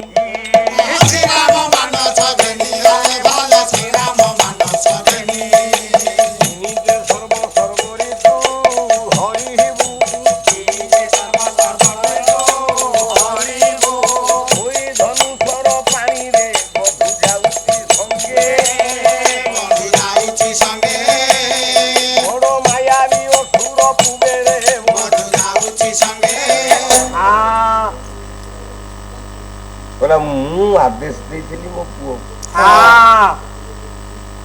ମୋ ହୃଦୟରେ ଥିଲା ମୋ ପୁଅ ତୋର ସେବା କରିବ। ମୁଁ ତ ଅନ୍ୟ କାହାକୁ କହିନି। ଆଚ୍ଛା ଇଏ ଗାଁକୁ ଆସିଲା ବେଳେ ମୁଁ ସନ୍ଧ୍ୟା ବେଳେ ବସି ଆପଣ ମାନେ ବି ଦେଖିଥିବେ 3-4ଟା କାର ଆସିଲା ଜଣକ ପରେ ଜଣେ ଜଣକ ପରେ ଜଣେ। ଆଜ୍ଞା ଆପଣ ବାଦକଲା ଗାଇବାକୁ ଯିବେ ଆଡଭାନ୍ସ ନିଅନ୍ତୁ ଆଉ ଶିଶିର ପାଢିକି ସାଙ୍ଗରେ ଆଣନ୍ତୁ। ମୁଁ କହିଲି କଣ ସେ ମୋ ମାଉସୀ ପୁଅ ଭାଇ ତା ମନ ଯଦି ନହବ ମୁଁ କଣ କରିବି? ଆଚ୍ଛା ସେମାନେ ଆସିଲେ ମତେ ବହିନା ଦେଇକି ଗଲେ ପାଢି ଜମା ରାଜି ହେଲାନି। କହିଲା ମୁଁ ଡେଟ୍ ନ ଦେଖିଲେ କହିପାରିବେନି। ନିରାଶ ହେଇକି ଗଲେ। ଆଚ୍ଛା ପାଢିର କଣ ଭୁଲ ଅଛି? ମୋ ପୁଅ ଲକ୍ଷ୍ମଣ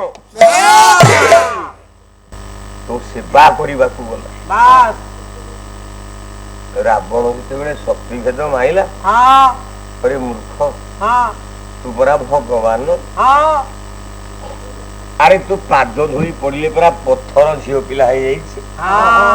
ମୁଁ କହୁନି ଭଞ୍ଜ କହିଲା ବାଟେ ସେ ବନରେ ପଡି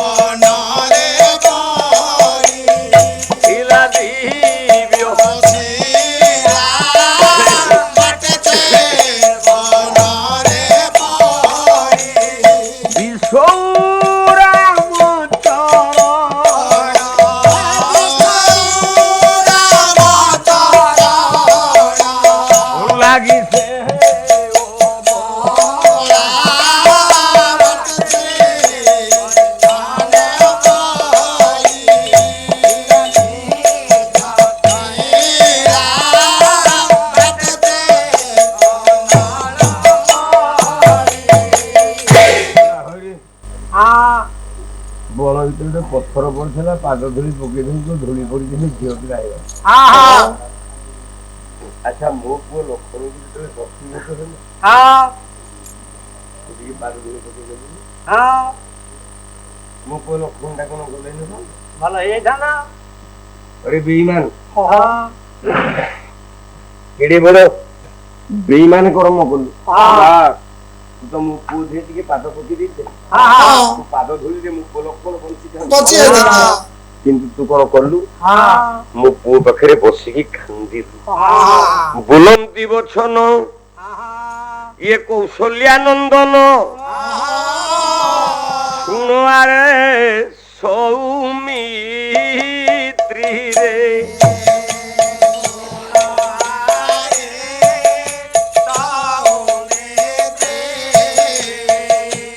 କେଉଁ ଜନମରେ କି ପାପ ଦିଲି କେଉଁ ଜନମରେ କି ପାପ ଦିଲି ଓଡିଲା ଏଥିବି ପତିରେ ଆରେ ଭାଇ ପ୍ରାଣ ସଖା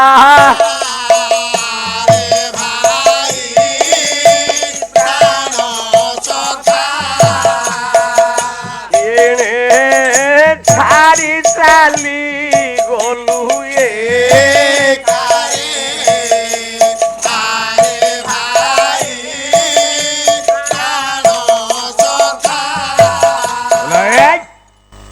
কান্দিଛୁ ନା ନାଇଁ କହ ଆଉ କାନ୍ଦି କଣ କହିବି ନା ଘରକୁ ଗଲେ ମୋ ଇଏ ମାତା ପଚାରିବେ ଇଏ ଲକ୍ଷ୍ମଣ କେଣିକି ଗో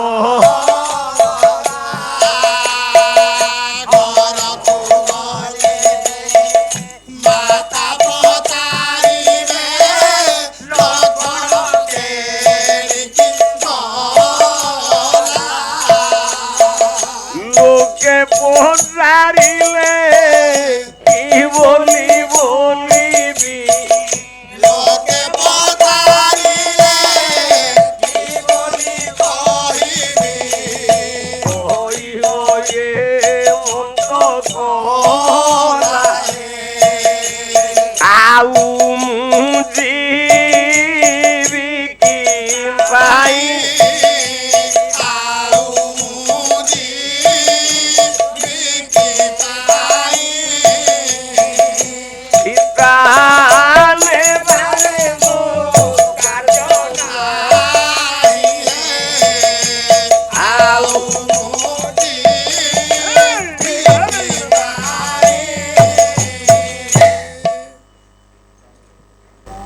पचारे माँ सुनते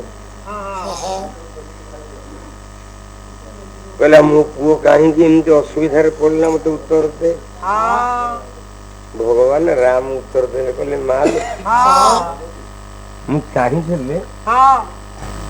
लक्ष्मण देह हाथ मारे बंशी था गोटे गुड़ी शिक्षा ये कहला लंका कटक थिला नारी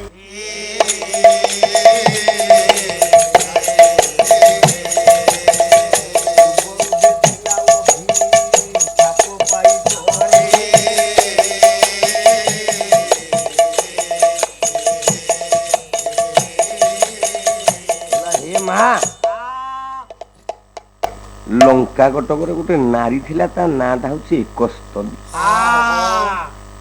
से अभिशाप पाई जे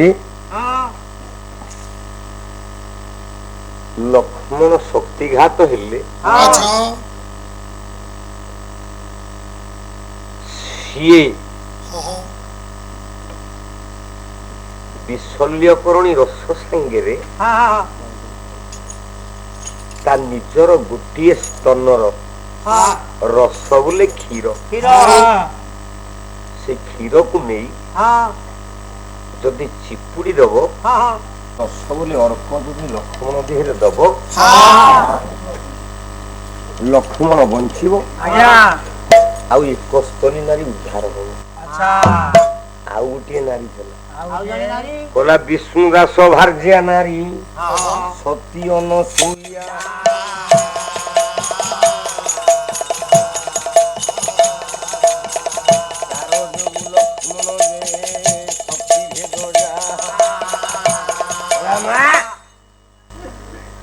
विष्णु दास स्त्री सती अनसुया जो मो भाई सती राम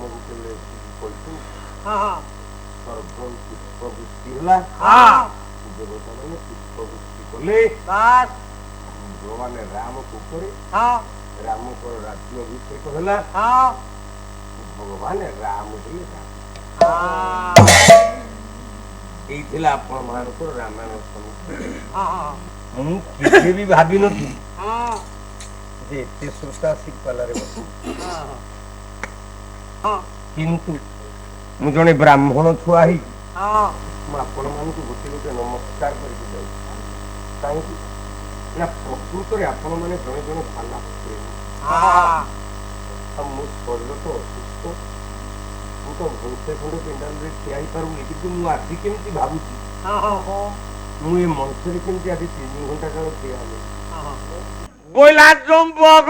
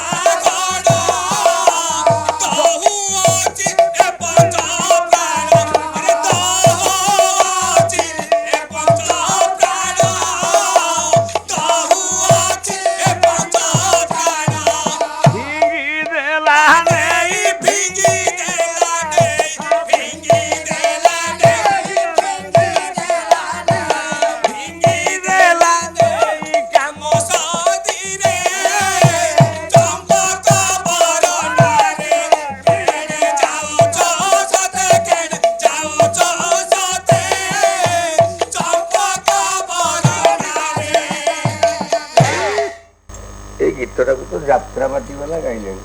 ହଁ ସବୁଆଡେ ବି ଓଡ଼ିଶା ଯାକରେ ଭିକାରୀ ଯୋଉ ସ୍ୱର୍ଣ୍ଣମହଲ ନା କଣ ଶିବାନୀରେ ଅଛି, ସିଏ ବି ତାକୁ ଗାଉଛନ୍ତି ଦେଖୁଛନ୍ତି। ତାକୁ ଓଡ଼ିଶା ଯାକ ଏଇ ଗୀତଟାକୁ ମୋର ନେଇଗଲେଣି।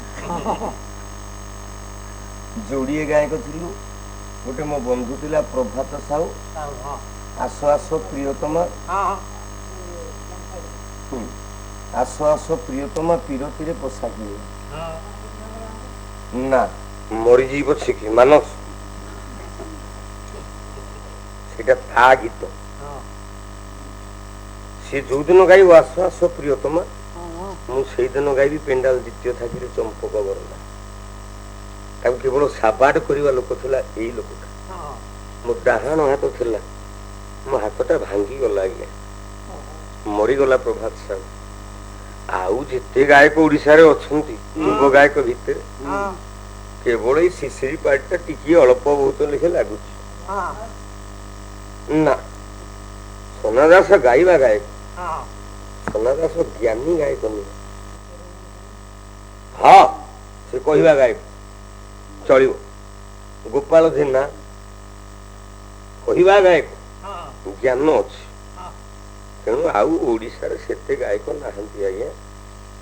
ଏଇ 8-10 ଜଣ ଭିତରେ ଚାଲିଛି ପାଲା। ପରଶୁରାମ ପଣ୍ଡା ତ ପାଲା ବନ୍ଦ କରିଦେଲେ, ଦତ୍ତହରି ପଣ୍ଡା ପାଲା ବନ୍ଦ କରିଦେଲେ, ଲକ୍ଷ୍ମୀଧର ରାଉତଙ୍କର ତ ଜାଜୁଲ୍ୟମାନ ବୟସ। ଯୁଧିଷ୍ଠିର ପରିଜା ସତୀଦାସ ପାଲା କଣ ମୁଁ ସମୁଦିନ ତୁ ଜାଣିନୁ? ଯୁଧିଷ୍ଠିର ପରିଜା ପାଲା ବନ୍ଦ, ରବି ସାମନ୍ତରାୟଙ୍କ ପାଲା ବି ଆଉ ଚାଲୁନି। ଆଉ ଓଡ଼ିଶାରେ ଗାୟକ ନାହାନ୍ତି ଆଜ୍ଞା। ଏଇ 8-10ଟା ଭିତରେ ପାଲା ଯାହା ଚାଲିଛି, ଯାହା ଚାଲନ୍ତା ଅସୁବିଧା ନାହିଁ। ଯାହା କହିବି ମୁଁ ସତ କହିବି, ମତେ କିଏ ଗୁଳି ମାରିଦଉ ମୁଁ କାହାକୁ ଡରେନି। ପରବର୍ତ୍ତୀ ପିଢିରେ ଯୋଉ ଗାୟକ ମାନେ ବାହାରୁଛନ୍ତି ସେମାନଙ୍କର ମାସକୁ ଯଦି 4-6 ରାତି ଲେଖେ ପାଲା ପଡି ଯାଉଛି, ତାଙ୍କ ଛାତି ଏତିକି ମୋଟା ହେଇଯାଉଛି। ସେ କହୁଛନ୍ତି ଆମଠୁ ଆଉ ବଡ ଗାୟକ କେହି ଓଡ଼ିଶାରେ ନାହାନ୍ତି। ତେଣୁ ଯୋଉଠିକି ଯାଉଛନ୍ତି ଥରେ ପାଲା ବଞ୍ଚିବ କେମିତି ଏ ସଂସ୍କୃତି? ମୁଁ ତ ନିଜ କଥା କହୁଛି, ମୋ ମନ ବହୁତ ଦୁଃଖ। କାହିଁକି ନା ଆମର ଏ ଅଞ୍ଚଳ ଆଠଗଡ଼ ତିଗିରିଆ ବଡମ୍ବା ଅଞ୍ଚଳରେ ଯୋଉ କେତୋଟି ଗାୟକ ଗୋଟି ଗୋଟି କିନି ବାହାରିଲେ, ସେମାନଙ୍କର ପାଲା ଯେତେବେଳେ ଏଠି ଗୋଟେ ଗୋଟେ ପଇଲା, ସେମାନେ ଗର୍ବରେ ଫାଟି ଉଠିଲେ। ଆଉ ସେମାନଙ୍କର ପାଲା ନାହିଁ। ଆଉ ଏଠି ମୁଁ ଜଗନ୍ନାଥକୁ ଡାକୁଛି, ମୁଁ ଏଇ 8ଗଡ଼ ତିଗିରିଆ ମାଟିରେ କି ଗୋଟେ ଭଲ ଗାୟକଟିଏ ହେଇକି ବାହାରୁ। କାହିଁକି? ଏଇଟା ସତ କହୁଛି, ମୁଁ ଗର୍ବ କରିକି କହୁନି, ମୋ ହୃଦୟରେ ଅହଙ୍କାର ନାହିଁ କି ଗର୍ବ ନାହିଁ। 30 ବର୍ଷ କଳା ଜଗତରେ କେବେ ଗର୍ବ କରିନି, କିନ୍ତୁ ଧାଡ଼ିଏ କହୁଛି, ଆପଣ ଭାବିବେନି ଗର୍ବ କରୁଛି। ମୁଁ ଯୋଉଦିନ ମରିଯିବି 8ଗଡ଼ ତିଗିରିଆ ମାଟି ସେଇଦିନ କଳା ବୁଡ଼ିଯିବ। ଆଉ ଗୋଟିଏ କଳାକାର କିଏ ବାହାରୁନାହାନ୍ତି। ମୁଁ ଆଉ କେତେ ଦିନ, 16 ବର୍ଷ ବୟସ ପାଲା ଗାଇକି 50 ବର୍ଷ ହେଲାଣି, ମୁଁ ଆଉ କେତେ ଦିନ ବଞ୍ଚିବି? କିନ୍ତୁ ଦୁଃଖ ରହିଯାଉଛି ଏତିକି, ଆମ ଏଇ ମାଟିରେ ଗୋଟିଏ କଳାକାର ଆଉ ବାହାରୁନାହାନ୍ତି। ଏଇ ମାଟିରେ ଗୋଟେ କଳାକାର ଥିଲା ଯୁଗଳ ସାହୁ, ବୈଦେଶ ବିଳାସ ସବୁ ଯାକ ଘୋଷି ଦେଇଛି।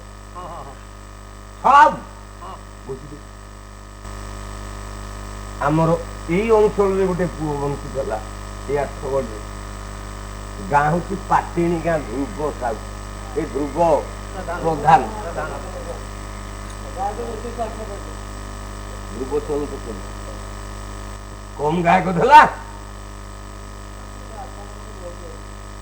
ହଁ ମୋ ବାପା ବୟସର ସିଏ କମ ଗାୟକ ଥିଲା ଗିରି ମାନସ। ଏଇ 8ଗଡ଼ ମାଟିରେ ଆସିଥିଲେ ମୋ ବାପା, ମୋ ଗୁରୁ ଭାସ୍କର ଚନ୍ଦ୍ର ସାହୁ। ସେ ବସିଥିଲେ, ଘଣ୍ଟାଟେ ଖଣ୍ଡେ ପାଲା ଦେଖିକି ଗଲେ, କହିଲେ ପୁଅ ମୁଁ ଯାଉଛି। କିନ୍ତୁ ୟା ପରେ ଆଉ ଏ ମାଟିରେ ଗାୟକ ଥିଲେ। ଏ ମାଟି ନାଁଟା କିଏ ରଖିବ? ଏଇ ଗୋଟାକ ବଡ ଦୁଃଖ। ତେଣୁ ଜଗନ୍ନାଥକୁ ଡାକୁଛି, ଧବଳେଶ୍ୱରଙ୍କ ପାଦ ତଳେ ମୁଣ୍ଡିଆ ମାରୁଛି, ଯେମିତି ଏଇ ଅଞ୍ଚଳ ଭିତରୁ ଗୋଟେ ଗାୟକ ଟିକେ ବାହାରୁ ଗୋଟେ ଭଲ ଗାୟକଟି ପାଳିଆରୁ ଗାୟକ ହେଇଛି ତାଲାଟି ଭଲ କିନ୍ତୁ ଅହଙ୍କାରରେ ବୁଡି ସାରିଲାଣି। ସମ୍ପ୍ରଦାୟ କିଏ କହିଲ? ବିଜୟ ପ୍ରଧାନ ଆମ ବିଜୁ ଧ୍ରୁବ ସାରାଙ୍କ ଶିଷ୍ୟ, ଭଲ ଗାୟକ, ଖରାପ ନୁହେଁ, କିନ୍ତୁ ଏବେ ଗର୍ବରେ ଫାଟି ପଡିବ। ଆଉ ପାଲା ନାହିଁ, ଘରେ ବଇଛୁ ତ ଅଖା ଧଉଥା ଗୁଣ ଗାଉଥା ଆମ ଗଜାମ। ତାହେଲେ ଏ ମାଟିରୁ କଣ ପୁଅ ଜନ୍ମ ହେବେନି ଗୋଟେ କଳାକାର? ତେଣୁ ମୁଁ ଜଗନ୍ନାଥକୁ ଡାକୁଛି, ଧବଳେଶ୍ୱରଙ୍କୁ ମୁଣ୍ଡିଆ ମାରୁଛି, ପ୍ରଭୁ ଏଇ ମାଟିରୁ କେମିତି ଗୋଟେ ଭଲ କଳାକାର ଟିକେ ବାହାରୁ। ଏ ଅଞ୍ଚଳର ନାଁ ଯେମିତି ଗର୍ବ ଗୌରବ ପୂର୍ବ ପୁରୁଷରୁ ଥିଲା, ଯେମିତି ଧୁଡୁ ଗୁଡିଆରେ ମୁଁ ପିଇସା ଥିଲି, ଯେମିତି ମୋର ଆଉ ଗୋଟେ ପିଇସା ଥିଲି ବିଡାନାସିରୀ କୁଳମଣି ପତ୍ରୀ, ସେମାନେ ଏଇ ଅଞ୍ଚଳର ପୁଅ ହେଇକି ନାଁ ରଖିଥିଲେ। ପ୍ରଭୁ ସମସ୍ତଙ୍କର କଲ୍ୟାଣ ହଉ, ଏ ଗ୍ରାମବାସୀ ଜେନାପୁର ଗାଁର ମଙ୍ଗଳ ହଉ, ଜଗନ୍ନାଥ ସମସ୍ତଙ୍କର କୃପା କରନ୍ତୁ, ମୋ ମା ଭଉଣୀ ମାନଙ୍କର ମଙ୍ଗଳ ହଉ, ଏ ଗ୍ରାମରେ ଅଗ୍ନି ଭୟ, ଚୋର ଭୟ, ସର୍ପ ଭୟ ଇତ୍ୟାଦି ଯେତେ ଦୁର୍ବିପାକ ଅଛି ସବୁ ଦୁର୍ବିପାକ ଦୂର ହେଇଯାଉ, ଏ ଗ୍ରାମବାସୀ ମାନେ ଯେମିତି ସୁଖରେ ବଞ୍ଚନ୍ତି। ନାରାୟଣଙ୍କ ପାଖରେ ଏତିକି ନିବେଦନ, ପ୍ରଭୁଙ୍କ ପାଖରେ ଏତିକି ଓଳି। କହିଲା ଇଏ ମକାଉ ସହରେ ବସେ ପାଛା ନାମେ ରାଜା,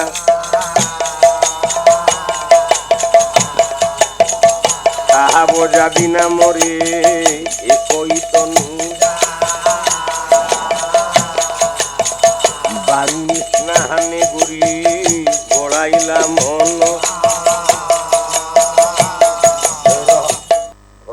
ধারু পুত্র নাম গৌর হরি হেলা,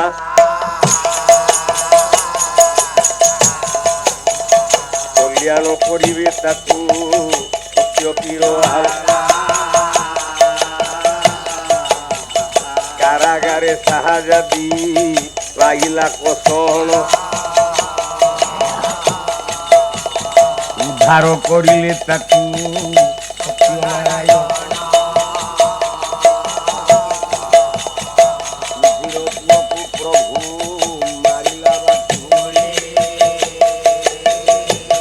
পালা বাদাইলে প্রভু বনমা, শেষে রাজা সঙ্গতরে হইলা সমর, হারিলে রাজন জিতি গলে সত্যপি, চাহু চাহু ষোল পালারে মানসিক কহলা, ধর্ম অর্থ কাম মুখ্য পরিপূর্ণ হেলা,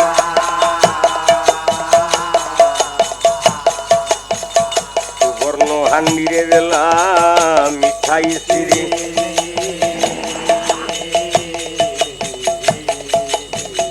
আস বলি ডাকি দেলা প্রভু চিন্তাম, কবিকর্ণ বিরচিত এ মানসিক পালা, হরি হরি বলো ভাই হে পালা ছায় হে,